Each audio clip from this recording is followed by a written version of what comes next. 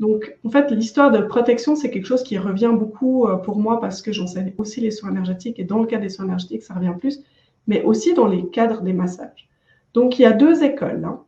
Il y a l'école qui vous dit il faut vous protéger parce que sinon, il peut vous arriver 1001 malheurs, vous allez attraper les maladies des gens et tout ça. Moi, je suis plutôt d'avis qu'on a besoin d'apprendre à se connecter. Parce que finalement, quand on parle de protection, on rentre dans une espèce de dualité.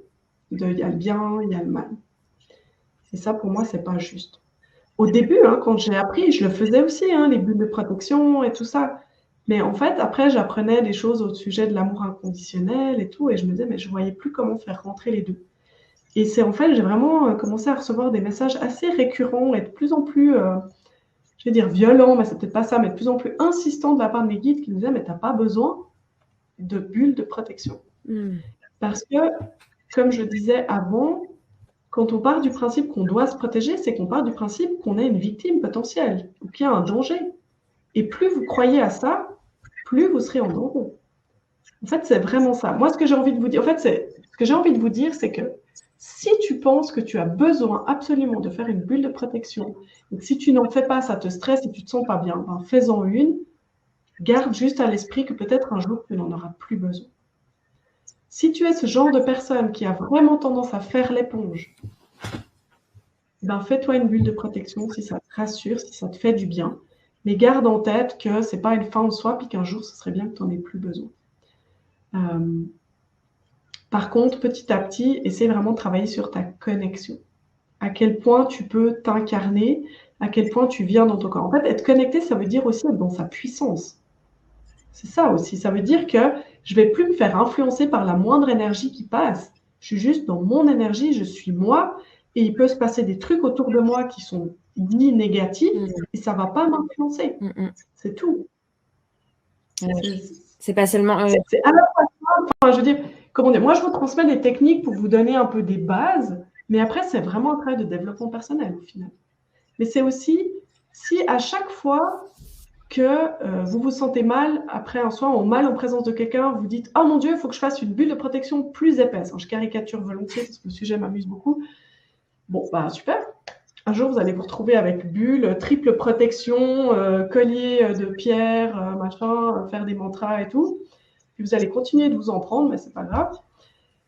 Par contre, si à chaque fois que vous ressentez un malaise quand vous êtes avec une personne, et ça peut arriver quand on fait des soins et tout, ça, même ça arrive, mais si vous partez de l'idée de « Ok, il y a quelque chose qui se passe, ça me montre que j'ai quelque chose à guérir. Peut-être que j'ai un karma avec la personne. Peut-être qu'il y a résonance avec les énergies de la personne. » Ben, si je fais un soin à chaque fois, alors oui, en début de carrière, tu vas peut-être faire souvent des soins. Mais au bout d'un moment, tu auras fini par tout soigner. Et du coup, il n'y aura plus de résonance. Et à ce moment-là, tu peux te tenir avec une personne en colère ou qui a eu des souffrances, tu vas avoir de la compassion pour elle. Tu peux ressentir. Moi, je travaille comme ça en énergétique, c'est que je ressens ce que les gens y vivent.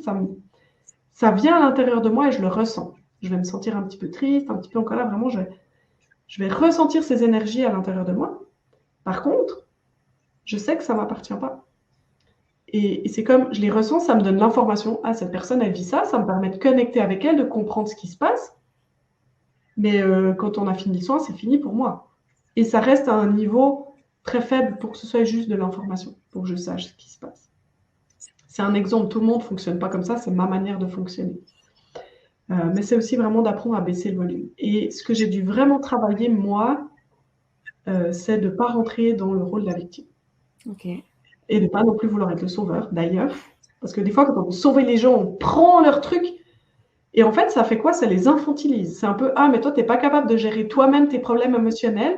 Puis surtout, tu ne vas jamais apprendre. Donc, tiens, je te prends ton paquet et moi, je vais le gérer pour toi. » Ça, c'est ce qu'on fait avec les enfants. Et les adultes, enfin, je veux dire, les enfants, on devrait aussi leur apprendre à gérer leurs propres trucs. Par contre, ce qu'on peut faire, si nous, on sait gérer tout ça, ce qu'on peut faire, c'est « Je vois que tu as un problème pour gérer tes émotions.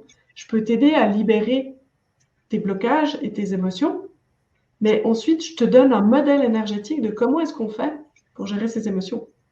Et ce modèle, on va juste le donner très simplement parce que nous-mêmes, on a cette capacité de gérer nos émotions et qu'on décide un jour, simplement, c'est une décision qu'on prend, de partager au niveau énergétique nos informations.